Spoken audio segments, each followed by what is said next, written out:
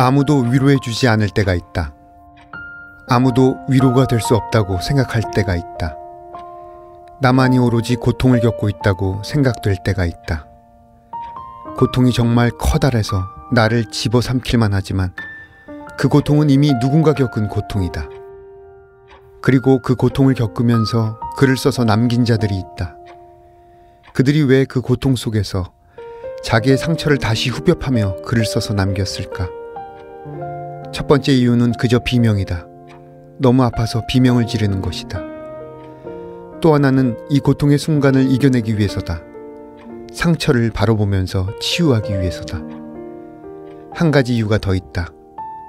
같은 고통을 겪게 될 이들을 위한 것이다. 자신이 다른 누군가의 글로부터 위로를 받았으므로 용기를 내어 자기의 치부를 드러내고 자기의 고통을 들여다보는 것이다. 유병록 시인의 산문집 안간힘에서 읽어드렸습니다. 시인은 말합니다. 생에서 뜻하지 않은 커다란 고통이 찾아온데도 지지 말라고. 그 비슷한 고통을 겪었거나 겪고 있는 사람들을 바라보라고.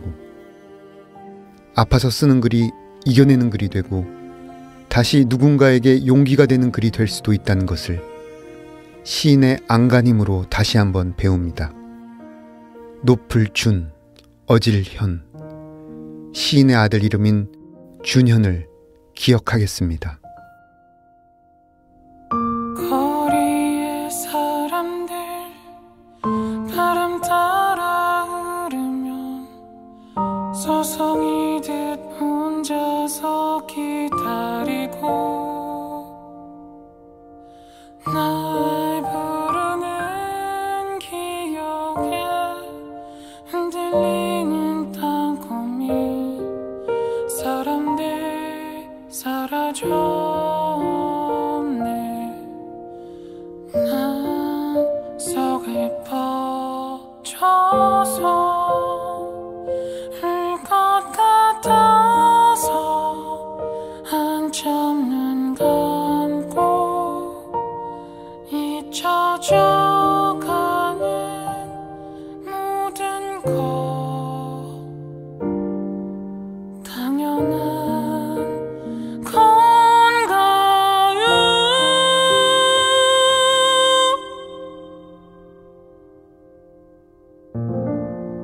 문학 라디오 헤이수의 문장의 소리. 네, 안녕하세요. 저는 진행을 맡은 헤이수입니다. 오늘 문장의 소리 작가의 방에는 최정화 소설가님을 모셨습니다. 안녕하세요. 안녕하세요. 지극히 내성적인 최정화입니다. 네, 반갑습니다. 반갑습니다. 네. 지극히 내성적인 최정화 소설가님은요. 2012년 개간 창작가 비평의 단편소설 팜비치를 발표하며 데뷔하셨고요. 소설집 모든 것을 제자리에, 그리고 지극히 내성적인이 있고요. 장편소설 없는 사람이 있습니다.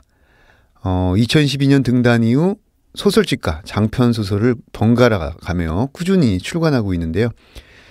이번에 발간하신 흰도시 이야기, 이 작가님에게 두 번째 해당하는 장편이 되겠습니다. 출간 뒤에 어떻게 지내고 계십니까? 요즘은 사실 그 다음 책 준비하고 있어요. 아니 근데 이 흰도시 이야기가 네 번째 책이잖아요. 그러니까 출간할 때마다 좀 기분이 어떠세요? 출간할 때마다 사실은 네 번째 책 내고 나서는 느끼는 것은 점점 내가 담담해지고 있구나. 사실 첫 책 냈을 때 굉장히 매일 인터넷에 제 이름을 넣어서 확인해보고 검색창에도 치고 네. 그래서 독자들이 어떻게 읽었는지 맨날 찾아보면서 리뷰들도 막 보고 그렇게 보냈고 이제 점점 시간이 갈수록 조금 내 마음이 담담해진다라고 느꼈어요. 그리고 제가 책 내면서 느꼈던 거는 이제 이번에도 마찬가지였는데 제 책을 낼 때마다 많이 달라진다는 얘기를 들어오는 것 같아요.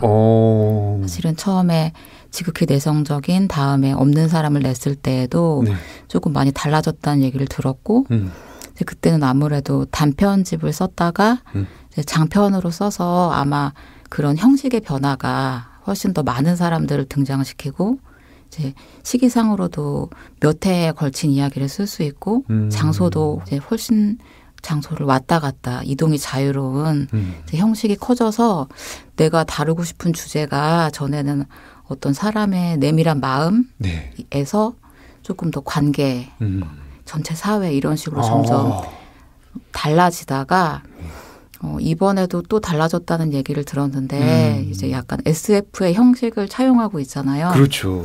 물론 그렇다고 해서 본격적인 그런 장르 소설은 아니고 네. 이제 현실의 이야기를 어떻게 하면 조금 더 낯설게 드러낼 수 있을까라는 고민에서 이렇게 해봤는데 왜 이렇게 달라졌을까를 생각해 봤을 때 여러 가지 이유가 있겠지만 제가 그동안은 글을 쓸 때 항상 동료들이랑 같이 썼던 것 같아요. 네네. 친한 동료들이 있어서 작품 청탁이 오는 이야기들도 서로 나누고 이제 쓴 초고들을 서로 같이 보고 의견도 주고받고 그렇게 작업을 하다가 이제 이번 소설부터는 사실은 어떻게 말하면 독자들과 함께 썼고 왜냐하면 이게 이제 문학동네 블로그에서 네네.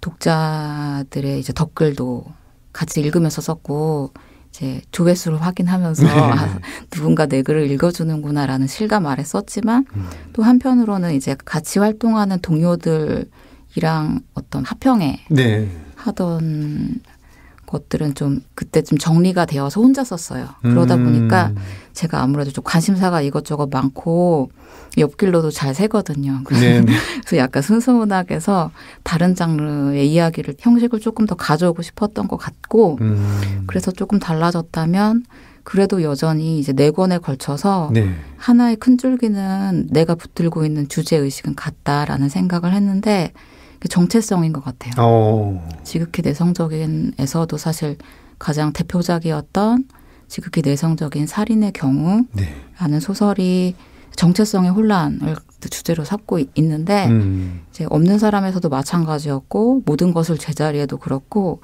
이번 소설 흰도시 이야기에서도 이제 정체성 나는 누구인가라는 질문을 여전히 하고 있구나 이걸 내가 여전히 붙들고 있구나라는 생각을 이제 오늘 나와서 정리를 하다 보니까 그런 생각이 들더라고요. 네. 아니 저는 지금 말씀해 주신 게 굉장히 고마운 게 제가 이제 출판사 소개를 이렇게 잠깐 보다 보니까 지금 설명해 주신 그 맥락에 닿는 구절을 발견했어요. 네, 이런 구절이 있는데 최정화는 앞으로 나아가는 작가다.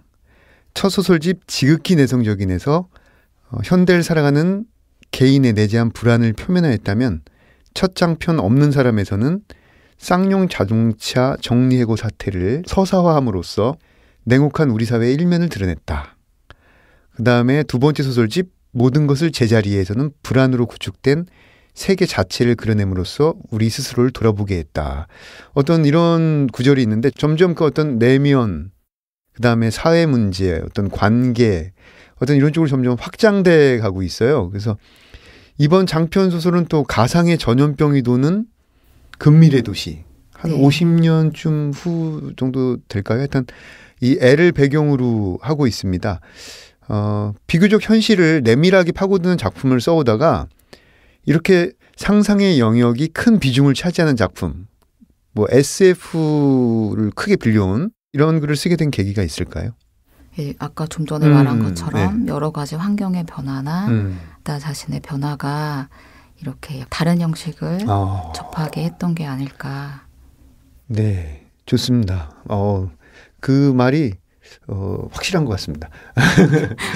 이 흰도시 이야기, 이 핵심적인 소재가 이제 다기조라는 전염병이잖아요. 네. 다기가 이제 동물의 보호용 껍질, 그다음에 이조가 스스로 소멸되지 않고 이동함으로써 숙주를 떠나는 전염의 방식. 네. 그래서 다기와 이조의 어떤 결합된 이름이라고 볼 수 있는데 혹시 이 용어를 전에 들어보신 적 있으신가요? 없어요. 없죠. 제가 사실 이 소설을 쓸 때 되게 뿌듯해했던 것 중에 하나가 제가 지어낸 거거든요. 다기랑 이조. 그러고 이제 친구들을 보여줬을 때 이거 진짜 같다. 진짜 같아요. 근데. 진짜 있는 말 아니냐라고 했었고 편집자분께서 이제 저희가 소설 원고를 드리면 이렇게 수정할 부분을 체크해서 주시잖아요. 근데 그 편집자분께서 이거 자기가 아무리 찾아봐도 찾지 못했는데 어디 있는 거냐라고 해서 내가 좀 실감 있게 잘 용어를 만들어냈구나라는 스스로 자랑스러워하는 부분입니다. 그죠. 괜히 그런 뿌듯하잖아요. 근데 이 다기조 이 병에 걸리면은 손이 먼저 석화되어서 떨어져 나가고 그다음에 전염이 되어야만 바이러스가 사라지고 네. 전염 경로는 밝혀지지 않고 또 사람의 기억까지 훼손하고 자기 인식이 불가능해지는 뭐 여러 특징이 있는데 근데 이 병이 결국에는 공동체 의식을 사라지게 하고 낱낱이 개인으로만 살아가게 하는 병이라는 의미에서 이게 또 단순 전염병은 아닌 것 같아요. 네. 이 병이 은유하고 상징하는 것에 대해서 좀 말씀해 주실 수 있을까요? 전체적으로는 약간 환상적인 구조나 SF를 차용하고 있지만 이 사이사이에 여러 가지 우리 사회의 어떤 아픈 현실들을 에피소드로 많이 넣었어요. 네. 이제 뭐 세월호 사건으로 아이를 잃어버린 부모님의 이야기라든가 네. 뭐 이제 산업 노동자들 이제 일을 하면서 재해를 당하는 이야기들, 뭐 환경으로 인해서 이제 파괴되어서 그것을 어떻게 복구할까 하는 주민들의 이야기들, 그런 다양한 어떤 현실 이야기들을 담고 싶어서 이런 구조를 택했던 것이고 다기조라는 것은 어떤 뭐 특정한 질병이라기보다는 우리가 이렇게 너무 아픈데 아픈 줄 모르고 있지 않은가, 그 고통을 자각하지도 못하고 있지 않은가라는 질문을 하고 싶어서 이렇게 전염병 이야기를 쓰게 된 것 같아요. 네. 근데 이게 그 LC 이 소설의 주요 공간인데 LC 이 다기조라는 전염병이 돌면서 이게 피폐해지잖아요. 네. 근데 정부가 이 재난 사태를 선포하면서 LC를 봉쇄하게 되고 거기 이제 주인공 이동희라는 인물이 나오는데 이동희가 다기조 초기 증상이 나타나면서 복지과에서 경기교육소로 또 전출해서 일하게 되고 점점 병이 진행되면서 기억을 잃게 됩니다. 그런데 이 이동희라는 인물이 되게 재밌는 게 이 병에 익숙해지고 급기야 편안함을 느끼기도 하는 장면도 있어요. 네. 병에 걸린 채 일도 계속하고요. 그래서 보통 재난서사에서 보면은 주인공은 재난에서 이렇게 비껴 있을 때가 많은데 이 흰도시 이야기는 이 문법에서 약간 벗어나 있어요. 이 부분에 대해서 좀 더 이야기를 해주신다면 어떻습니까? 주인공을 이제 그 병을 앓게 되어서 자기도 스스로 자기를 모르는 사람이라고 지정을 해주었고, 제 생각에 보통 이야기에서 되게 긍정적이고 매력적인 인물을 이제 주인공으로 삼잖아요. 주요 인물. 그런데 저는 그렇게 하지 않았던 것 같아요. 그리고 어떤 부정적인 요소들을 많이 넣어주고 오히려 일반적인 소설이나 영화에서 긍정적인 어떤 대표자로 만들어주는 그런 인물상을 오히려 흰개들을 대표하는 희라라는 주변 인물로 잡아줬던 것 같고 그 친구에게 어떤 매력적인 요소나 긍정적인 요소들을 많이 넣어주고 그랬던 것 같아요. 이 소설 이 중반 이후에 보면 LC 아이들이 싹 사라지지 않습니까? 네. 그래서 이 이동이라는 인물이 LC에 남아있는 아이들 또 자신에게 딸이 있었다는 것을 확인하기 위해서 그 반정부 단체라고 해야 되겠죠. 흰개들이 거주하는 모래마을을 찾아갑니다. 그리고 이 모래마을에서 아이들을 발견하게 되고요. 그래서 아이들이 없는 LC, 그 LC를 쓰레기 폐기물 도시로 결정하고 주민들을 일부러 천천히 죽여가는 것으로 의심되는 정부. 그래서 이 정부와 병에 저항하는 소수의 사람들, 무엇보다 어떤 아이들의 희생, 이 모든 것이 상당히 현실에 기반을 둔 상상이라는 인상을 받았는데, 그 작가의 말에서 보면은 이제 세월호 생존자와 만나서 이야기를 듣는 장면, 어떤 이런 이야기도 이제 하셨는데, 아직 지금 이 책을 접하지 못한 청취자분들을 위해서 조금 더 좀 얘기를 듣고 싶어요. 사실 뒤에도 약간 간단하게 썼는데 이제 세월호 때 작가들이 이제 아이들을 잃은 부모님들을 만나서 그 아이들에 대한 이야기를 구술 작업을 했었어요. 그렇죠. 그리고 저도 그때 참여를 했는데 사실 그때까지만 해도 저 자신에 대한 자신이 너무 없어서 참여는 한다고 말해놓고 이제 안산에 가는 것이 너무 두려웠어요. 어떡해. 내가 이야기를 잘 듣고 어떤 작은 위안이라도 전해줄 수 있을까라는 어떤 두려움 때문에 너무 고민을 하면서 찾아갔는데 이제 어머니께서 너무나 마음이 편하지 않으셨겠지만 저를 미소로 맞아주시고 네. 이제 일하시는 학교에서 뒷산에서 둘이 나란히 앉아서 아이에 대한 얘기를 들려주시고 예. 끝까지 제가 어머니한테 위로를 못 해드렸어요. 그런데 헤어질 때 어머니께서 저한테 예. 웃어주시면서 펜이 칼보다 강한데 힘을 내라고 오히려 저한테 힘을 주시고 가셔서 그 일이 저한테 너무 기억에 남았고 들려주신 이야기에 대한 대답을 이제 이후로 천천히 하게 되는 것 같아요.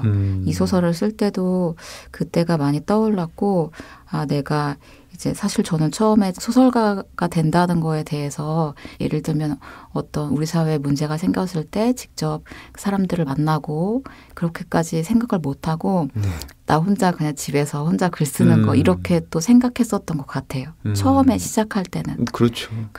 그랬는데 제가 이제 등단을 한 이후로 이제 시간이 지나면서 점점 알게 되는 것은 아 전혀 그게 아니구나. 이게 글을 쓰는 작업이 방 안에서 이루어지는 것이지 이 사회와 함께 호흡하고 이야기 나누는 것인데 내가 너무 부끄럽다라는 생각을 했고 네. 그래서 점점 더 이야기를 쓸 때 이제 내 이웃들의 이야기에 조금 더 더 많이 얘기하고 싶어 하는 것 같고 네. 그러면서 또 고민은 이런 거예요. 저도 없는 사람을 쓸 때는 또 내가 공장 노동자가 아니면서 파업하는 사람들의 이야기를 쓸 때 또 죄책감이 드는 거예요. 내가 이 이야기를 잘할 수 있는 사람인가? 나는 경험하지 못한 것을 자신 있게 말할 수 있을까라는 고민들을 했는데 고민들 하게 되죠. 그때마다 제가 이제 아 이렇게 하면 되겠다라고 느끼는 것은 그냥 그 일을 정말로 곁에서 지켜본 자의 시선으로 쓰면 되겠다라고 생각해서 어떻게 보면은 지금 이것도 지금 흰도시 이야기 같은 경우도 세월호 사건을 정통으로 다룬 이야기는 아니고 또 없는 사람도 쌍용자동차 이야기를 정통으로 다룬 이야기는 아니지만 그때 함께 있었던 그 사건들을 지켜본 사람으로서의 네.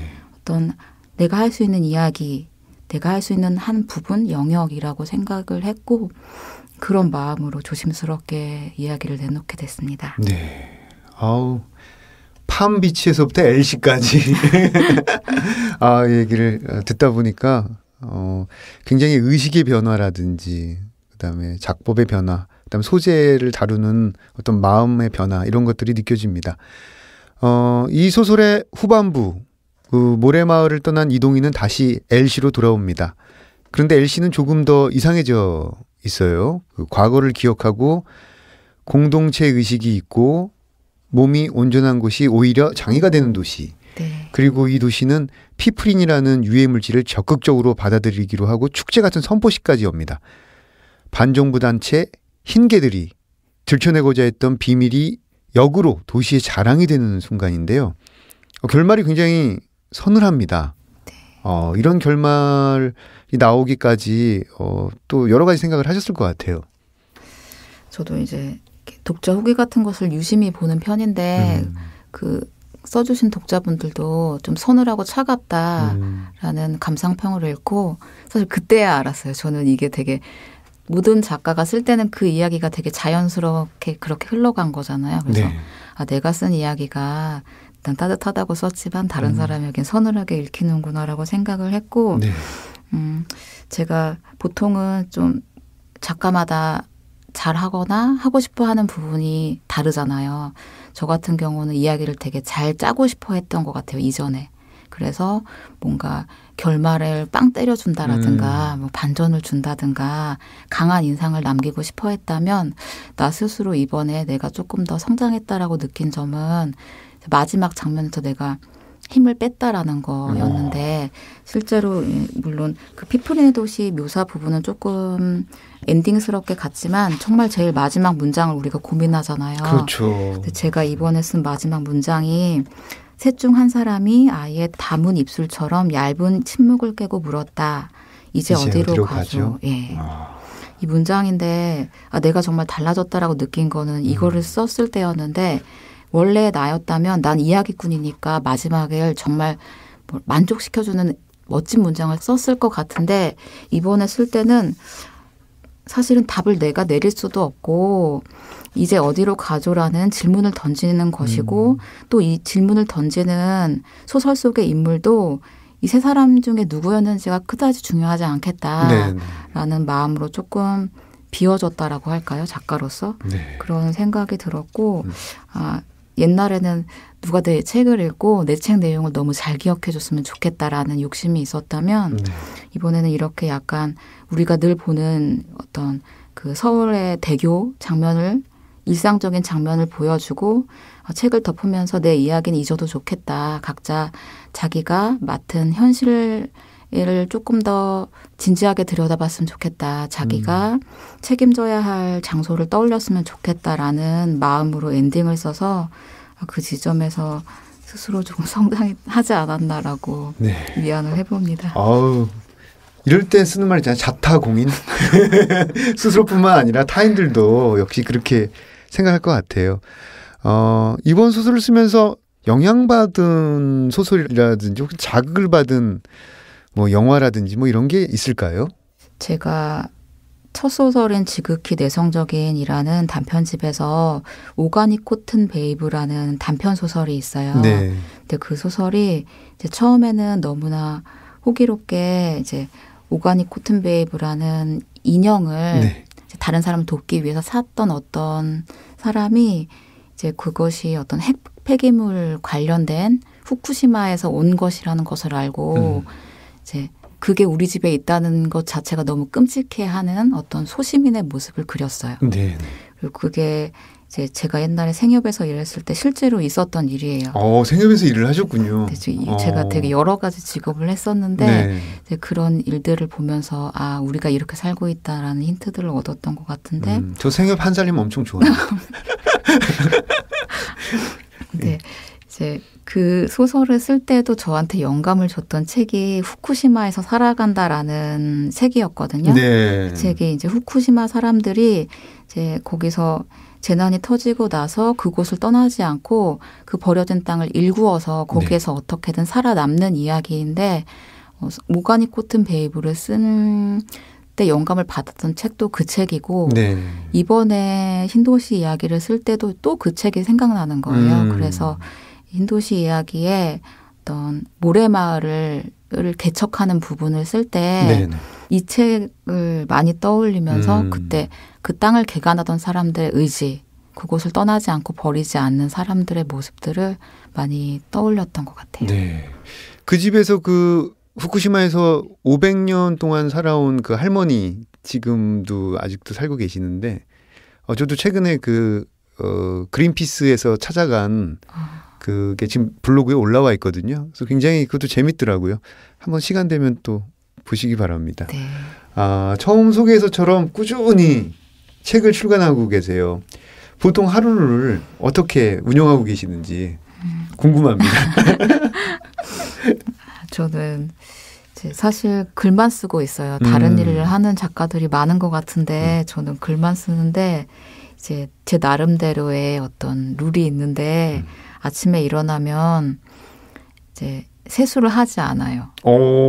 그리고 옷도 갈아입지 않고 잠옷을 입은 상태에서 눈곱을 달고 책상 위로 바로 가서 그냥 밥만 먹고 쓰는 거예요. 밥은 먹고 다른 아무것도 하지 않고 부시시한 상태에서 12시까지 써요. 그리고 낮 12시까지? 네. 몇 시 일어나신대요? 11시 반은 아니시겠죠? 11시 반은 아닐 거 아니에요? 일찍 일어나는 편은 아니라서 사실은 되게 짧게 작업을 하는데 집중해서 쓰고 나서 만약에 제가 11시 반에 일어났다면 그래도 12시까지만 쓰는 거죠. 좋아요. 그래서 12시 이후에는 자유로운 시간을 보내요. 그 대신 어떤 일이 있어도 그 아침 시간은 꼭 쓴다. 주 5일째를 지키는데 아마 보통은 제 생각에 이제 동료들끼리 서로 그런 이야기들을 주고받는데 다 스타일이 다르잖아요. 네, 다르죠. 어떤 친구들은 막 몇 주일씩 굴리다가 쏟아내는 친구들도 있고 다 방식이 다른데 저 같은 경우는 이제 정해진 시간에 정해진 장소에서 규칙적으로 쓴다를 룰로 삼고 절대로 무리하지 않는 것. 12시가 넘으면 손을 놓는 것이 오히려 계속 성실하게 작업을 할 수 있는 데 큰 도움이 되는 것 같아요. 그 좋은 방법이네요. 어떻게 그죠? 쓰시는지 궁금해요. 전 일단 일어나서 의관을 정지하고 의관을 정지하는데 시간을 다 보내고 쓰려고 하면 이제 전화가 오면 나가죠. 참 최정화 작가님은 우리 문단에서 요가, 악기 연주, 그림 이런 분야들에 관심이 많고 또 잘하는 분으로도 알려져 있는데 요즘도 요가를 좀 하고 계시는지요? 네, 선생님도 요가 하신다고 들었는데 네. 제가 사실은 원래는 요가처럼 정적인 걸 너무 답답하게 여기고 싫어했었어요. 그랬는데 다른 활발한 운동을 하다가 어깨가 다쳤어요. 어깨가 부러져서 어쩔 수 없이 이제 그 운동들을 더 할 수 없게 되었고 뭐 주짓수 이런 거 하신 거 아니에요? 주짓수도 잠깐 했어요. 그래서 한쪽 어깨는 카포에라를 하다가 부상을 당했고 카포에라, 브라질. 네. 또 다른 쪽 민속. 어깨는 주짓수를 하다가 어깨를 다쳤는데 그래서 이제 요가를 지금 하게 됐는데 오히려 제가 더 잘할 수 있는 건 요가더라고요. 그래서 계속 수련을 하다가 네. 이제 거기가 마침 지도자를 양성하는 좀 특별한 곳이었어요. 우연히 갔는데. 지금 히말라야 정통 요가를 하시는데 지도자 양성 코스를 밟고 계시는. 그래서 정말 눈물을 흘리면서 이제 어떤 느낌이었냐면 사실 저는 되게 막 노는 거 좋아하고 그러다가 이제 요가가 되게 자기 수련이잖아요. 네. 이제 곰이 쑥이랑 마늘을 먹고 동굴에서만 들어있는 정말 답답한 기분이었어요. 네. 근데 그거를 1년을 참아내고 나서 저한테 엄청난 평화가 찾아왔어요. 1년을 참아내고 나서? 네. 근데 1년 동안 정말 엄청 울었거든요. 요가를 하시면서 울고? 예, 왜냐하면 답답하니까. 히말라야 정통 요가. 그런데 그 수련 기간을 지나고 나서 저는 지금 너무 평화롭고 행복해져서 되게 지금은 요가 수업까지 진행하고 있어요. 그럼 요가를 직접 이제 가르치시는 단계가 네. 되신 거군요. 네. 그래서 오늘도 아까 이제 녹화하실 때 뒤에서 조혜진 선생님께 어깨 푸는 법을 잠시 알려드리고 동료들에게도 도움이 돼서 너무 기쁩니다. 야, 어떻게 좀 히말라야 정통 요가 좀 소개 좀 해주시죠. 청취자분들께. 청취자분들께. 네. 어떤 요가고 어떤 점이 좋고 뭐 이런 것들. 제가 뭐 아주 자세하게는 설명드리지 않겠지만 하나 알려드리고 싶은 것은 약간 이게 뭐든지 그대로 전해지기보다는 그 시대에 맞춰서 약간 변형되고 유행에 맞게 전달이 되는 어떤 장르든 무엇이든 그런데 요가 같은 경우도 예를 들면 한때 막 한요가가 되게 유행했고 그렇죠. 뭐 폄하하는 것은 아니지만 뭐 여러 가지 기구들을 이용한 약간 변형된 것들이 많이 들어오고 있는데 이제 저는 약간 정통적인 것을 배우면서 그게 딱 정통적인 것은 사실 우리가 현대인이기 때문에 처음에 접했을 때는 나랑 안 맞아라고 생각할 수 있을지 모르겠지만 어떤 것의 진가를 알려면 진짜 정통 요가를 체험해보는 것이 좋지 않을까. 네. 그래서 제가 지금 가르치고 있는 연신내 요가원. 연신내 요가원? 네. 이쪽에 많은 관심. 히말라야 정통 요가 네. 한번 도전해 보시기를 바랍니다. 네. 감사합니다. 아니 지금 최정화 님이 제 앞에 있는데 청취자 여러분들은 모르시겠는데 눈빛이요. 반짝반짝합니다. 마치 히말라야 한 6,000m 부근에 있는 호수 같아요. 눈빛이 정말 빛나고 그다음에 그 최정화 님의 첫 등단작 팜비치를 제가 읽을 때 이분 진짜 정통이구나라는 생각을 한 적이 있거든요. 역시 이 어떤 진가를 아는 정통에 대한 관심이 있으셨던 것 같아요. 감사합니다. 어떻게 차기작 지금 곧 발간할 작품이 있죠? 네, 지금 오면서 표지랑 이런 저런 것들을 결정하고 네. 있는데 이제 현대문학 핀 시리즈에서 경장편 소설 네. 메모리 익스체인지라는 작품을 아마 1월 달에 만나실 수 있을 것 같아요. 곧 만날 수 있네요. 네. 메모리 익스체인지. 네. 와, 어떤 내용인가요? 대략적인. 이제 예를 들면 서로 기억이 바뀌는 거예요. 만약에 네. 세 사람의 등장인물이 있고 이제 그 사람들이 서로 기억이 바뀐다. 그래서 이것도 역시 사실은 제가 계속 얘기하고 있는 정체성 이야기를 여전히 담고 있는데 그래서 그 기억을 다시 되찾아서 자기가 누군지를 알게 된다는 이야기입니다. 네. 이 작가로 살아가면서 독자들에게서 꼭 듣고 싶은 말이 있으신가요? 이게 질문에 없던 거라서 지금 당황했는데 독자들에게 꼭 듣고 싶은 이야기는 네. 사실은 전에는 사람들의 마음을 약간 흔들고 싶었어요. 네. 내가 나에게 글을 쓰는 재능이 있고 이 글로 사람들의 마음을 끌어당기고 싶은 그런 마음이 있었다면 지금은 되게 많이 달라졌거든요. 히말라야 정통 요가를 한 작가. 네, 맞아요. 욕심을 놓았고 제 글을 읽고 예. 각자 되게 마음이 편안해져서 자기의 삶을 자기 자리에서 잘 꾸려나갈 수 있으면 좋겠다는 소박한 마음을 갖고 있습니다. 아우, 좋아요. 네, 그럼 이쯤에서 다음 코너로 넘어가 보겠습니다. 이번 코너는 내가 가장 사랑하는 문장들. 어떤 문장들을 가져오셨을지 최정화 작가님의 목소리로 들어보겠습니다. 예, 오늘 같이 이야기 나눈 흰도시 이야기의 초반부 주인공인 이동희가 아이가 실종된 부부를 찾아가는 장면을 읽겠습니다. 이틀 뒤 저녁 5시경에 그들이 다시 찾아왔다. 둘은 같은 공장에서 일하고 있었는데 일이 끝나는 시간이 밤 11시였고 중간에 틈을 내기도 쉽지 않은 모양이었지만 접수증의 내용이 사실과 달라 다시 방문해달라고 요청했다. 애초에 그 일은 우영우의 업무였으나 그가 병가를 내 부부를 만나는 일이 내 몫이 되었다. 부부는 그날도 눅눅한 공기를 몰고 나타났다. 지친 걸음걸이는 내가 마땅히 그들을 도와야 한다는 생각이 들게 했다. 겨우 이틀이 지났을 뿐인데 두 사람은 전혀 다른 사람처럼 보였다. 나이가 훨씬 더 들어 보였다. 이틀 전보다 행색이 더 초라했다. 그나마 이틀 전에는 신경을 써서 단장을 했던 모양이었는데 오늘은 그럴 여유가 없었던 것 같다. 그리고 뭔가 어떤 분명한 이유 때문인 것으로 보였는데 나와 좀 떨어져 앉았다. 검게 흐르는 하천을 앞에 두고 우리 세 사람은 아이의 실종에 대해 이야기했다. 대개는 아내 쪽이 적극적으로 설명을 했고 가끔 남편이 끼어들었다. 아내의 이야기의 어떤 부분을 바로잡아주려는 의도인 것 같았는데 의혹을 불러일으키는 진술이 대부분이었다. 마치 일부러 아내의 진술에 회방을 놓으려는 것이 아닌가 싶을 만큼 앞뒤가 맞지 않았던 것이다. 네, 감사합니다. 예, 읽어주신 부분에 대해서 좀 더 이야기를 듣고 싶습니다.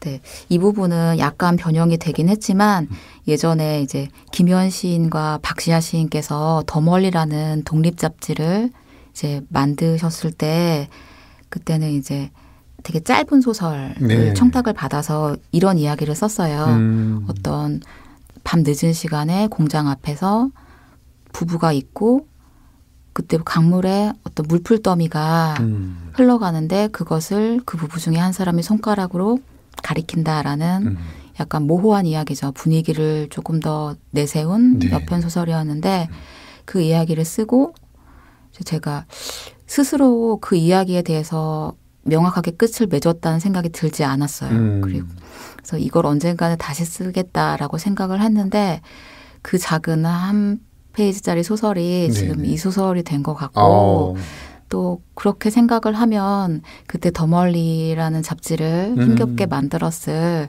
동료 문인들이 이 소설을 또 함께 써준 게 아닌가라는 고마운 마음을 전하고 싶어서 이 부분을 읽었습니다. 네. 이 소설의 종결 부분, 지금 앞부분을 읽어주셨는데 네. 소설의 종결 부분에 보면 이제 새 이름을 얻은 인물이 나오고 네. 그 인물들이 또 강물을 보는 장면, 강물에 대한 묘사가 또 있잖아요. 네, 네. 또 그것과도 다 저는 연결된다는 인상을 받았어요. 그러네요. 예. 이번 코너는 사운드 앤 스토리 시간인데요. 문장의 소리에서 이 작가님이 가져오신 소리들을 여러분께 들려드리고 있습니다. 오늘은 저희를 위해서 어떤 소리를 들고 오셨는지 함께 들어보겠습니다.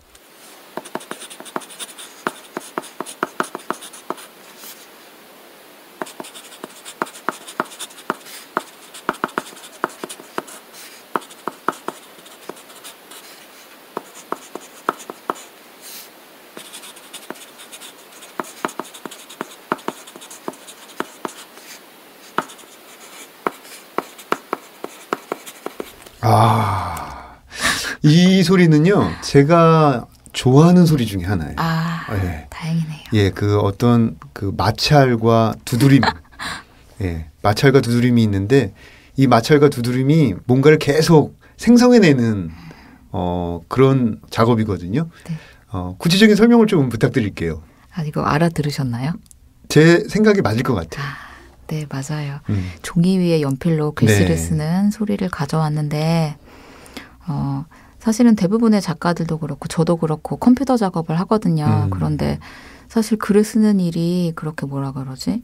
오래 앉아 있어야 돼서 힘들긴 하지만 아주 고된 노동이 아닌데도 네. 이게 컴퓨터를 계속 보고 있고 작업을 하는 게 너무 힘이 들잖아요. 그래서 제가 최근에 고민하는 것은 어떻게 하면은 조금 더 행복한 마음으로 이 작업하는 과정을 즐길 수 있을까라는 네. 생각을 많이 했고 그래서 이제 모니터를 보는 일을 조금 더 줄이고 싶어서 연필 위에 종이를 많이 좀 사용하려고 노력을 해요. 그래서 오늘 아침에는 이제 수정 작업을 하다가 왔는데 보통은 예전에는 어떻게 작업했냐면 모니터를 보고 이제 보면서 나의 감각대로 바로바로 고쳐 넣었다면 네. 이제는 프린트를 해서 종이를 뽑고 이제 연필을 사용해서 거기에 수정을 한 다음에 이제 한꺼번에 조금 빠른 속도로 입력을 하는 걸로 이제 과정을 조금 바꿔봤어요. 역시 정통적이면서 이 전통적인 모습이 참 좋습니다. 그렇게 연결되는군요. 예. 어떤 그 연필의 촉감, 물성 이 주는 네. 또 힘이 있죠. 그 네, 키보드를 맞아요. 두드리는 것과 다른. 아니 약속되는 시간이 사실 훌쩍 넘었어요. 저는 더 이야기를 나눠보고 싶은데 네. 최정화 작가님 본인에게 소중한 것 3가지를 말한다면 어떤 것들이 있을까요? 전 사실 제가 사람을 되게 안 좋아한다고 생각을 했었어요, 전에. 그리고 사실적으로도 혼자 있는 시간이 대부분이거든요. 그런데 제가 이 질문에 대한 답을 하면서 그렇지 않구나라는 것을 깨달아서 이 질문이 너무 저한테는 고마웠는데 네. 저한테 가장 소중한 것은 일단 제가 고양이랑 같이 살고 있어서 함께 나와 살아주고 있는 먼지. 이름이 먼지인가요? 네. 먼지. 그리고 2번째는 제가 사실은 모르는 게 되게 많고 의외로 좀 철부지 같은 점이 많아요. 네. 그런데 이제 지금 요가를 배우면서 스스로도 사람이 돼가고 있다고 느끼는데 네. 저를 가르쳐 주시는 요가 선생님. 요가 선생님들을 우리가 흔히 구루라고 하죠. 구루. 네. 예.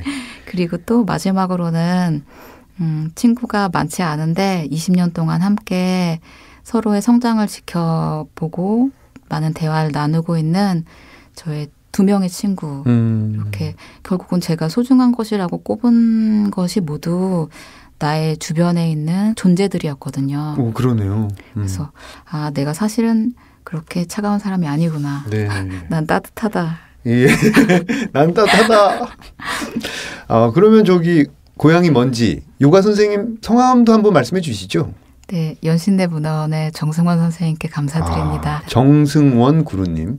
그다음에 친구분 2분 이름도 말씀해 주시죠. 네, 정은아, 수연아 너무 고마워. 좋습니다. 네, 2손으로 얼굴을 좀 감싸셨어요. 네. 문장의 소리 청취자 여러분께 마지막 인사해 주세요. 지금 제가 이 스튜디오에 온 게 등단하고 나서 2013년도 겨울이었던 것 같아요. 그때도 오고 나서 이제 6년, 7년 정도의 시간이 흘러서 다시 찾아왔는데 초대해 주셔서 너무 감사하고 또 긴 이야기를 들어주셔서 감사하고 스스로를 돌아보게 됐던 시간이었던 것 같아요.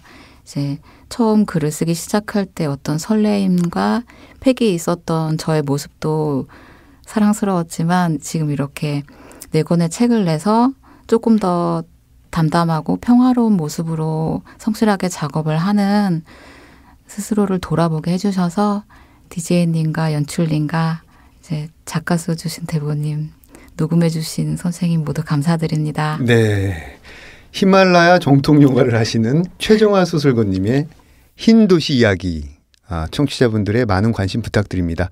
저는 2부 책들의 방에서 뵙겠습니다.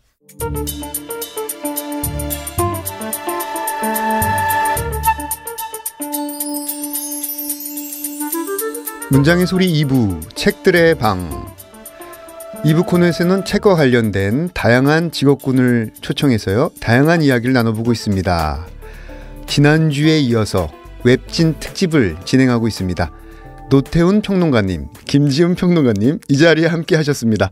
어서 오십시오. 네, 안녕하세요. 네, 아니 지난 그 프로그램에서 본인에게 소중한 3가지를 이제 여쭤봤는데 우리 노태훈 평론가님이 책과 스타크래프트와 노래방을 말씀하셨어요. 근데 네.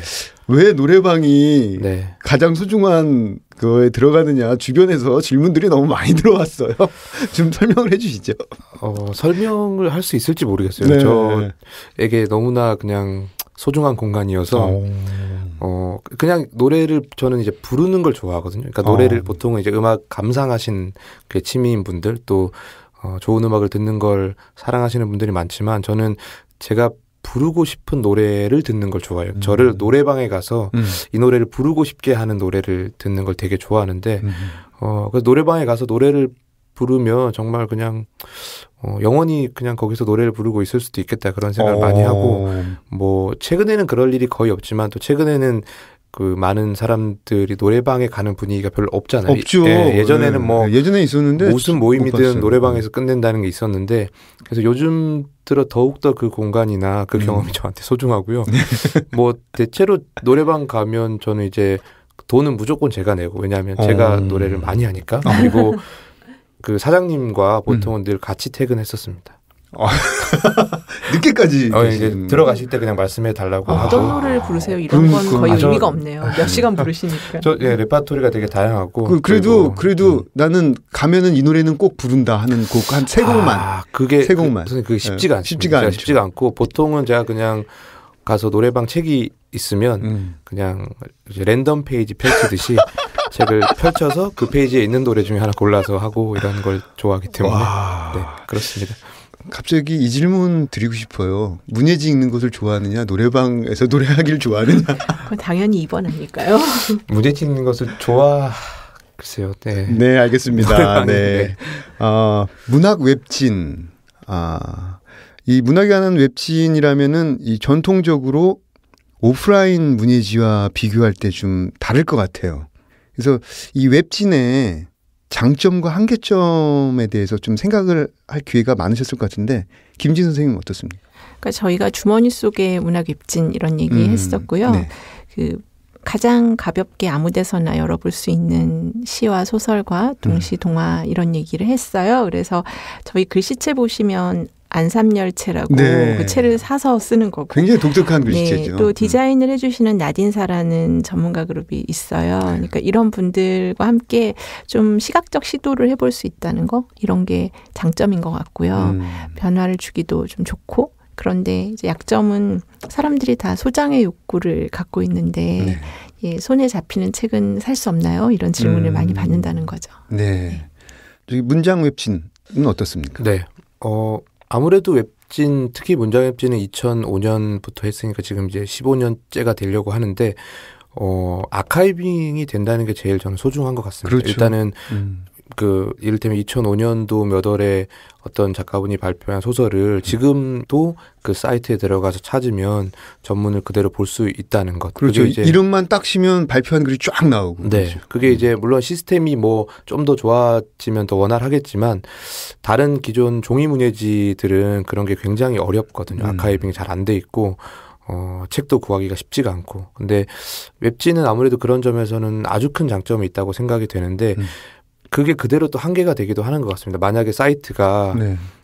어떤 이유에서든 중단이 되거나 문제가 생길 경우에 그것들을 다시 그러니까 백업은 할 수 있지만 완전히 다른 형태로 다시 자료가 되는 거기 때문에 확실히 그러니까 지면 책으로 종이로 어떤 텍스트를 접했을 때 하고 웹에서 접할 때의 차이 그러니까 저도 많은 작품들을 여러 형태로 읽지만 웹진으로 읽을 때는 조금 긴장감이랄까 그런 게 떨어지는 것 같기도 해요. 제 개인적으로도. 그러니까 모바일로 볼 때도 있고 네. 태블릿, PC 여러 기기들을 활용해서 볼 때마다 늘 다르고 또 말씀하신 대로 여러 디자인이나 서체 이런 것들도 보는 사람들마다 감각이 굉장히 다르기 때문에 그런 점들이 조금 기존의 종이 지면에 비해서는 한계점이라고도 할 수 있을 것 같습니다. 네, 감사합니다. 이 질문 안 했으면 큰일 날 뻔했거든요. 저는 문장 웹진 또 비유 이게 한순간에 사라질 수도 있다는 생각을 사실 한 번도 안 해봤거든요. 어떤 그 독한 마음을 가진 사람이 순간 날려버릴 수도 있을 수도 있어요. 그리고 말씀대로 이게 이제 계속되어야만 의미가 있는데 혹시라도 중지가 될 경우에는 그 약간 박제 형태로 남아 있는 거라서요. 그런데 웹진이라는 건 계속 이게 흘러가고 있을 때 그렇죠. 예, 그 생명력을 가지기 때문에 좀 두려운 순간입니다. 사실 그래서 저희는 이제 좀 계속 할 수 있었으면 좋겠다. 그게 저희가 열심히 하는 제일 큰 이유예요. 네. 예. 그 오늘은 가장 사랑하는 책에 대해서 이야기를 나눠보겠습니다. 김지은 선생님이 가장 사랑하는 책 어떤 책인지 굉장히 궁금해집니다. 네, 많지만 그냥 오늘 딱 이 선생님들 뵙는다고 생각할 때 떠오르는 책을 가져왔어요. 네. 예. 예쁘네요. 예, 제목은 초가 말한다라는 그림책이고요. 강혜숙 작가의 작품입니다. 2014년에 상출판사에서 나온 책이에요. 네. 그럼 읽어주실 부분 네. 낭독 부탁드리겠습니다. 네. 제가 이 그림책은 그림을 보여드릴 수 없어서 너무 안타깝기 때문에 이렇게 예쁜 그림을 제가 텍스트를 최대한 많이 읽어드리겠습니다. 네. 아기 여우가 태어났습니다. 숲속 친구들은 아기 여우에게 초라는 이름을 붙여주었습니다. 초는 무럭무럭 자랐습니다. 날마다 친구들과 숲속을 뛰어다니며 신나게 놀았습니다. 그런데 말할 때가 된 초가 말을 하지 못했습니다. 걱정이 된 엄마와 아빠 여우는 숲에서 가장 말이 많다는 원숭이에게 초를 보냈습니다. 원숭이는 초에게 열심히 말을 걸었지만 초는 말을 하지 않았습니다. 이번에는 숲에서 목소리가 가장 크다는 곰에게 초를 보냈습니다. 어마어마하게 큰 목소리로 초에게 말을 걸었지만 초는 입도 뻥끗하지 않았습니다. 엄마 여우와 아빠 여우는 모르는 게 없다는 올빼미에게 말할 수 있는 약을 지어달라고 부탁했습니다. 겨우 달래가며 올빼미의 약을 먹여봤지만 초는 여전히 말을 하지 않았습니다.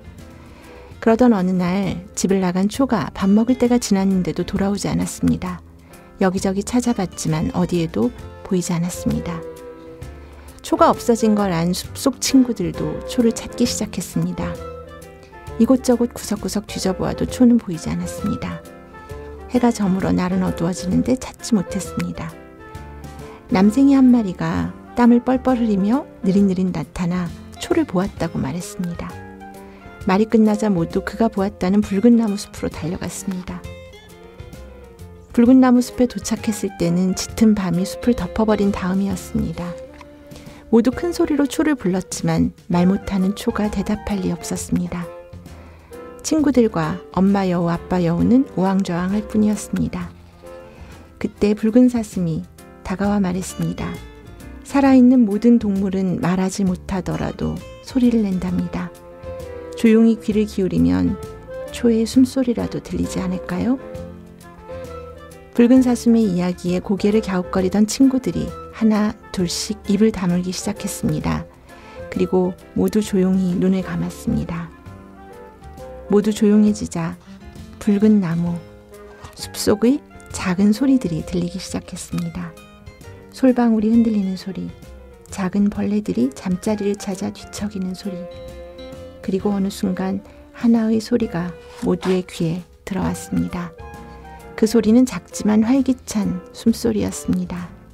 친구들은 소리가 들리는 곳으로 조용히 걸었습니다. 거기엔 세상 모르고 잠들어 있는 초가 보였습니다. 엄마, 아빠 여우는 잠든 초를 데리고 왔습니다. 친구들도 초가 깨지 않게 조용히 집으로 돌아왔습니다. 네. 사실 뒤가 좀 더 있는데 네. 그건 독자 여러분이 상상하시면 좋을 것 같아요. 굉장한 반전이 뒤에 있습니다. 네. 여우초의 얘기. 굉장히 재밌습니다. 원숭이, 곰, 올빼미, 쭉 붉은 사슴까지 쭉 이렇게 동물들이 나오면서 초를 찾아왔는데 그 뒤에 얘기는 어떻게 됐는지 굉장히 궁금해지는데요.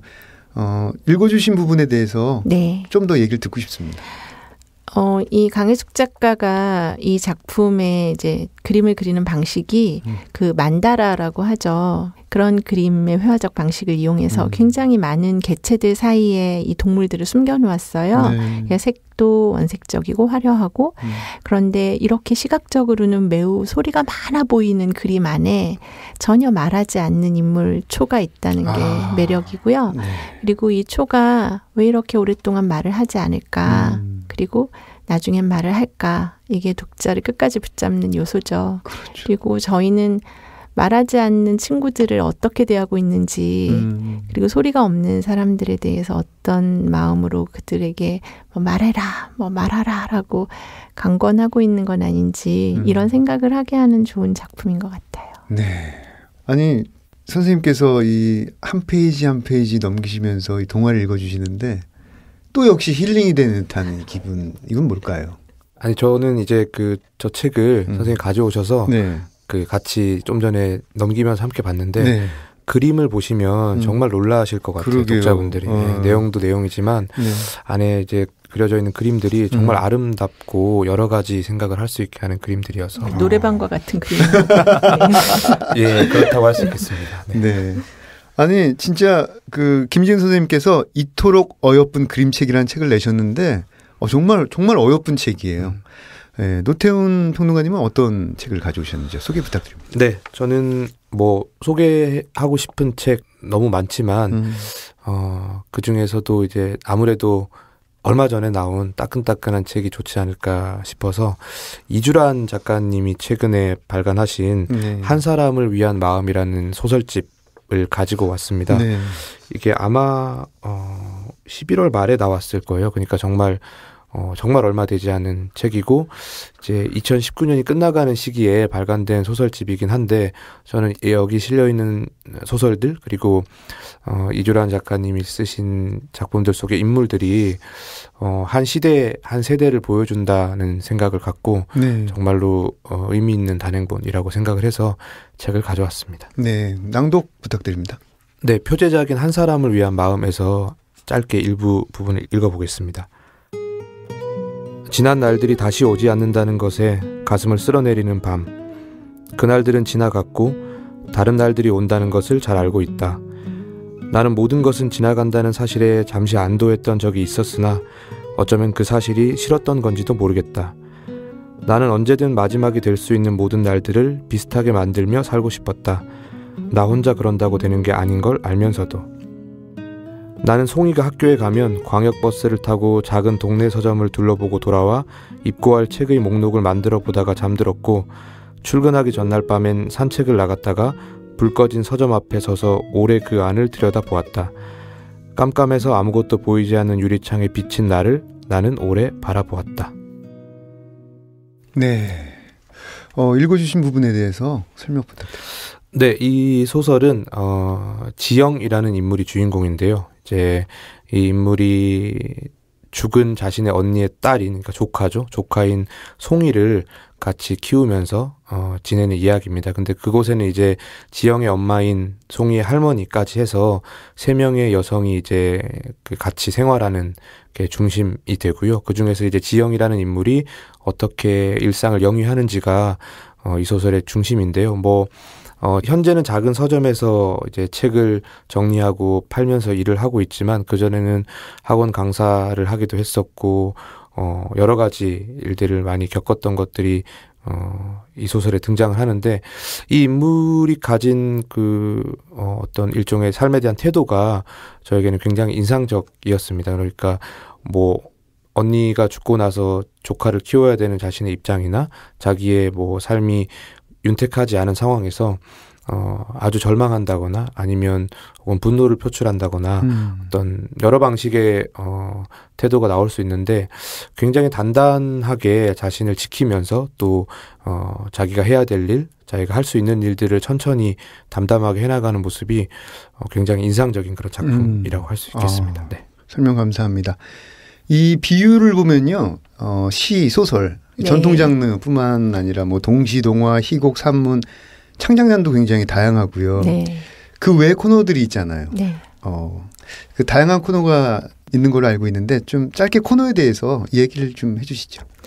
네, 저희가 그 문학 웹진을 하면서 이제 동시시, 동화 소설, 뭐 희곡 이런 식으로 배치를 했을 때 많은 분들이 처음으로 이런 장르가 있다는 걸 생각하게 된 분들이 많았어요. 그러니까 문학 안에서 비가시화된 부분들을 조금이라도 더 같이 얘기하고자 하는 게 저희 의도였고요. 네. 지금 하다에서 연재하고 있는 재미있는 코너들 소개해 드릴게요. 네. 5개의 코너가 진행 중인데 와우, 5개. 네, 네. 하나는 이제 무지개 책갈피라고 해서 퀴어 문학에 대해서 계속 질문하는 팀이고요. 네. 그다음에 From A to X, 리뷰 모구모구, 꿈의 수집, 막말의 온도 이렇게 5 코너예요. 막말의 온도. 제가 이 사실 5 코너를 다 설명해드리고 싶지만 네, 네. 워낙 굉장히 혼종적이고 독특한 작업들이기 때문에 네. 직접 들어와서 보시는 게 아마 그렇죠. 제일 정확할 것 같습니다. 네. 검색창에다 웹진 비유라고 치시면 되죠. 돼요. 네. 은유 비유할 때 쓰는 네, 비유죠. 그리고 영어 주소 이름은 예. 뷰로 예, VIW. 예, VIW. 네. 네. 좋습니다. 또 문장웹진은 최근에 뭐 유튜브 채널도 열었다고 들었어요. 예, 채널 소개를 좀 간략하게 부탁드리겠습니다. 네, 문장웹진도 역시나 이제 전통적인 문예지의 방식이긴 하지만 새롭고 신선한 시도들을 많이 해보려고 노력을 하고 있고, 뭐 그것은 거의 일정 부분 비유에 비치고 있는 부분이 있습니다. 비유가 워낙 사이트를 예쁘고 다이나믹하게 잘 만드셨고 네. 또 운영도 아주 좋은 기획들을 하고 계셔가지고 문장 웹진이 이렇게 장수하고 있는 나름 전통의 웹진인데 또 시대에 발맞춰야 되지 않겠냐 해서 사실은 한 2-3달 전에 저희가 사이트 개편도 한번 했거든요. 리뉴얼도. 네, 알고 근데 있습니다. 그것도 이제 비유가 이렇게 모바일 버전, 뭐 PC 버전 다 이렇게 제공하는데 왜 이렇게 사이버 문학광장 우리는 여전히 이 시대에 머물러야 되냐 그런 문제의식을 가지고 좀 많이 바꿨고요.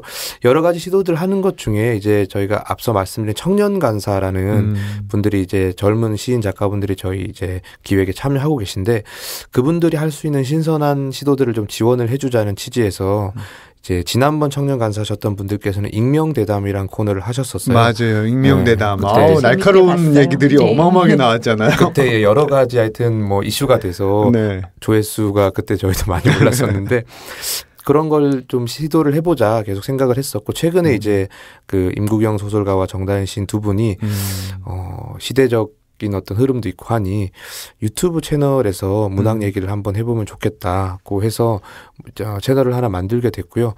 이제 제목은 문장임미다영입니다. 그래서 웹진 문장이고 이제 정다연 시인, 임국영 소설가 두 분의 이름을 좀 합쳐서 문장임미다영 이렇게 이름을 지었고 거기에서는 이제 지금 에피소드가 2개 정도 올라갔는데 좀 문학을 하시는 여러 뭐 작가분들 또 혹은 비평가분들 모시고 좀 재미있게 한번 우리가 문학 얘기를 해보자. 그 취지로 일단은 시작을 했습니다. 그래서 첫 화 같은 경우는 이제 다양한 직업군, 그러니까 전업 작가가 거의 없잖아요. 한국 문학에서는. 그래서 어떤 일들, 생업을 병행하면서 문학 활동하고 계신지 그런 분들 모셔서 재미있는 얘기도 좀 나눠봤고 네. 이번에 이제 올라온 것들은 사놓고 읽지 않은 책. 그러니까 뭐 작가분들도 그렇겠지만 평론 쓰는 저도 그렇고 뭐 사놓고 안 읽는 책 너무 많은데 왜 그런지 그 중에 어떤 책들을 왜 안 읽었는지 그런 것들 좀 재미있게 얘기해보는 시간 가졌고 앞으로도 이제 이제 아마 제가 알기로는 이제 수능 시험 같은 이제 문학을 이제 그 문제풀이식으로 생각하게 하는 그런 구조에 대해서 실제 작가분들이 이제 문제도 풀어보시고 또 가능하다면 이제 지문으로 나온 실제 작가 시인분들 찾아가서 직접 한번 보여드리기도 하고 뭐 그런 재미있는 콘텐츠들을 아무튼 계획하고 있는 걸로 제가 알고 있습니다. 그 비유에서는 이 가까운 시간 내에 기획하고 있는 뭐 새로운 아이템들이 있나요? 저희는 잘 받아 적으세요. 네. 사실 저희가 문장 웹진이 앞서서 없었다면 저희가 웹진으로 하겠다는 걸 누구에게도 설득해내지 못했을 것 같아요. 그 오랫동안 탄탄하게 해오셨던 문장 웹진을 계속 예로 들면서 이렇게 해야 된다라고 얘기를 했기 때문에 저희가 사실 비치고 있는 게 더 많고요. 상호 보완 관계군요. 감사합니다. 그리고 저희는 지금 송년 특집을 준비하고 있는데 저희가 플레이리스트 플레이리스트라는 게 문자에 있어요. 그래서 음반을 트는 것처럼 이제 문학 작품을 디제잉하는 코너인데 거기에서 이제 문학 작품 말고 당신의 마감을 방해하는 것에 대한 걸 특집으로 해서 이제 올해의 내 마감의 제일 방해자가 됐던 드라마, 재밌네요. 예능, 만화, 예. 이런 아니면 각종의 넷플릭스나 왓챠 같은 그런 데에서의 어떤 아이템들을 예. 마감 방해받았던 필자들이 털어놓는 시간을 특집으로 준비하고 있습니다. 그리고 좀 진지한 기획으로는 저희가 이제 공동체라는 키워드로 계속 아카이빙 하고 있는 게 있는데 육구 작가 선언과 관련해서 거기에 참여했던 분들의 목소리를 좀 모아서 한 번쯤 올해 안에 정리하고 가자라는 얘기가 있서요. 이제 그 기획이 또 기다리고 있습니다. 정말 다이나믹합니다. 역시나. 노태우님 약간 한숨 쉬신 거 아니에요? 비유는 정말. 정말 재밌네요. 역동적이고.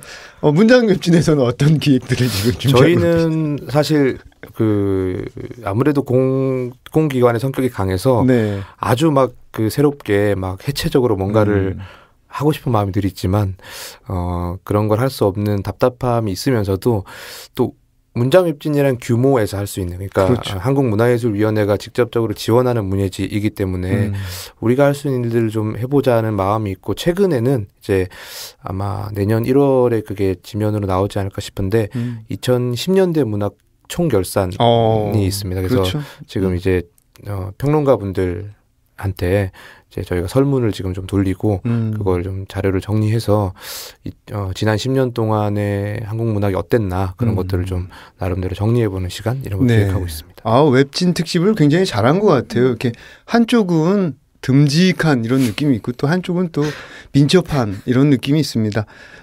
참 아주 저희 이번에 두 분 잘 모신 것 같아요.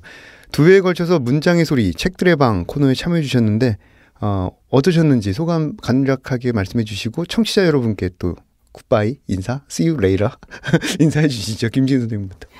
네, 저는 문장의 소리의 오랜 청취자이면서 정말 예전에 여기 한번 나와서 그림책 가지고 수다를 떨고 간 기억이 있어요. 그런데 이렇게 이제 또 웹진에 대한 이야기를 나누게 되니까 역시 시대의 요청은 웹진이구나 이런 생각을 하게 됐고요. 이 기회에 또 문장 웹진과 비유가 같이 모색해갈 수 있는 변화에 대해서도 한번 얘기해봐야겠다 이런 생각도 들었습니다. 좋습니다. 네, 오늘 너무 반갑고 감사했습니다. 네, 노태우님. 네, 저도 문장의 소리는 아주 예전부터 사실 600회가 최근에 지난 걸로 알고 있는데 이렇게 꾸준히 여러 작가분들, 시인분들 모시고 문학 얘기를 할 수 있는 채널이 흔치 않았었는데 초대해 주셔서 감사하다는 말씀을 드리고요. 특히 이제 문장 웹진에 관해서는 이제 사실 문장의 소리는 문장 웹진과 뗄래야 뗄 수 없는 또 관계이기도 하고 또 이제 어쨌든 문화예술위원회라는 단체 기관에서 국가적으로 이렇게 문학을 지원하는 여러 사업 형태들에 대해서 계속 저 개인적으로도 고민을 해야 되겠지만 문학과 관계 되시는 많은 분들께서도 여러 관심을 좀 가져주시면 이 공적 재원들이 조금 더 의미 있는 방식으로 활용이 될 수 있지 않을까 그런 생각을 다시 한번 해보는 또 계기가 됐던 것 같습니다. 감사합니다. 네, 문학 웹진 특집 한국문화예술위원회 문장 웹진 그리고 서울문화재단의 비유 노태운 김지은 선생님 계속 지속적으로 힘내시기 바랍니다. 문장의 소리 여기까지 저는 헤이수였고요. 다음으로 첫 책 작가 소개가 있겠습니다. 여러분 감사합니다. 감사합니다.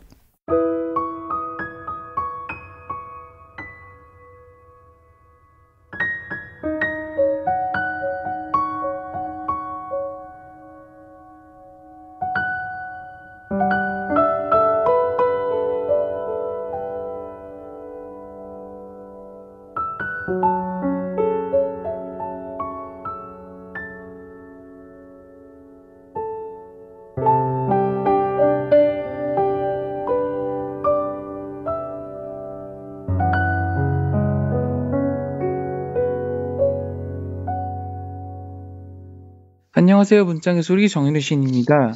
오늘은 첫 소설 라스트 러브를 출간하신 조우리 소설가님과 함께 하겠습니다. 안녕하세요. 네, 안녕하세요. 소설 쓰는 조울입니다. 아, 네. 첫 소설책이 나왔습니다. 장편 소설이죠? 네네. 네네. 소감이 어떠신가요? 이제 출간된 지 한 달이 조금 넘었는데요. 아직도 좀 신기한 마음이 가장 크고요. 무엇보다 이제 제 소설을 읽은 독자분들의 다양한 반응을 좀 직접 접할 수 있다는 점이 제일 신기하게 느껴지는 것 같습니다. 소재에 먼저 눈길이 갔는데요. 그 엔터테인먼트와 여성 아이돌 네네. 소재를 선택해서 쓴 계기가 있었나요? 그 소설의 소재를 일상에서 좀 애정을 두는 대상에서 많이 찾곤 하는데, 저에게는 이제 여성 아이돌에 대한 소설을 쓰는 게 좀 자연스러운 일이었어요. 좀 언제나 좀 제가 좋아하는 아이돌이 있었고, 또 그들에게 매혹이 되어 있었고, 좀 관심 있게 지켜보고 있었기 때문에 자연스럽게 소설의 소재로 쓰게 된 것 같습니다. 본명 그 가수가 누군지 물어봐도 될까요? 아, 제가 제일 좋아하는 가수요? 제 작가의 말에도 적혀 있는데, 저는 네. 이제 FX라는 그룹을 가장 좋아합니다. 아, 그러면 FX가 어떤 그 소설의 시발점이라고 된 건가요, 그러면? 근데 이제 특정한 그룹을 모티브로 하지는 않았고, 제가 주로 이제 활동하고 있는 여성 아이돌들을 두루두루 좋아하는 편이어서, 네, 여러 이야기가 함께 있는 것 같습니다. 본인의 소설을 어떤 키워드로 뽑을 수 있을까요? 우선은 이제 여성 아이돌을 먼저 꼽을 수 있을 것 같고, 더한다면 이제 사랑, 관계, 그리고 거리라는 단어들을 꼽을 수 있을 것 같아요. 소설을 안 쓸 때는 주로 어떤 것을 하세요? 저는 이제 좀 다양한 콘텐츠를 접하는 것을 좋아해서 책도 읽고 웹툰도 보고 텔레비전도 보고요. 극장에서 영화도 많이 보는 편이고 팟캐스트도 듣고 유튜브도 보고 또 이제 사람들하고 만나서 이야기도 좀 자주 나누는 편입니다. 그래서 이제 그 콘텐츠들에서 얻은 자극을 바탕으로 좀 소설을 쓰기도 하지만 그것뿐만 아니라 새로운 기획도 해보고 실행하는 것도 좋아하는 편이에요. 그러면 어떤 다른 일을 규칙적으로 하시는 일이 있으신가요? 원래 연초까지는 직장을 다녔었는데, 이제 뭐 건강상의 문제도 있었고, 이렇게 집필을 좀 열심히 해봐야겠다라는 생각도 있어서, 이제 지금은 퇴사를 하고 소설을 열심히 쓰고 있습니다. 차기작이 궁금합니다. 지금은 이제 단편 작업들을 기존에 데뷔하고 나서 써왔던 단편들과 새로 쓸 단편들을 모아서 내년 상반기에 단편집 출간 작업을 하고 있어요. 본인에게 가장 소중하다고 생각하는 것 3가지를 이야기한다면 어떤 게 있을까요? 최근에는 이제 가장 크게는 건강을 좀 생각하고 있고요. 그리고 더한다면 사랑, 소설 이렇게 열심히 생각하고 있는 것 같습니다. 사랑이 중요하군요. 네, 그렇죠. 어떤 부분에서? 사람과 사람 간의 사랑도 있겠지만 자기가 흥미를 가지고 몰두할 수 있는 대상이 있다는 게 참 중요하다고 생각을 해서 예를 들면 음식이라고 한다고 해도 어떤 정말 사랑할 수 있을 정도로 좋아하는 음식이라든지 네, 책도 정말 사랑할 정도로 좋아하는 책이라든지 이렇게 좀 감정을 몰두할 수 있는 대상이 있는 것이 좋은 것 같아요. 그럼 몰두할 수 있는 지금 대상이 있나요? 있습니다. 네, 어떤 건지 물어봐도 될까요? 요즘에는 네네. 약간 크리스마스에 몰두하고 있어서 연말이 이제 좀 다가왔잖아요. 그래서 어떻게 하면 좀 크리스마스를 최고로 즐겁게 보낼 수 있을까 하는 것에 좀 몰두해 있는 것 같아요. 미리 메리 크리스마스군요. 네, 그렇습니다. 네, 오늘 인터뷰 너무 감사드리고요. 마지막으로 조우리 소설가의 낭독 들으며 마치도록 하겠습니다. 네, 라스트 러브의 한 부분을 낭독하도록 하겠습니다. 파인 캐럿은 7년 동안 데뷔하지 못한 연습생의 팬을 알고 있었다.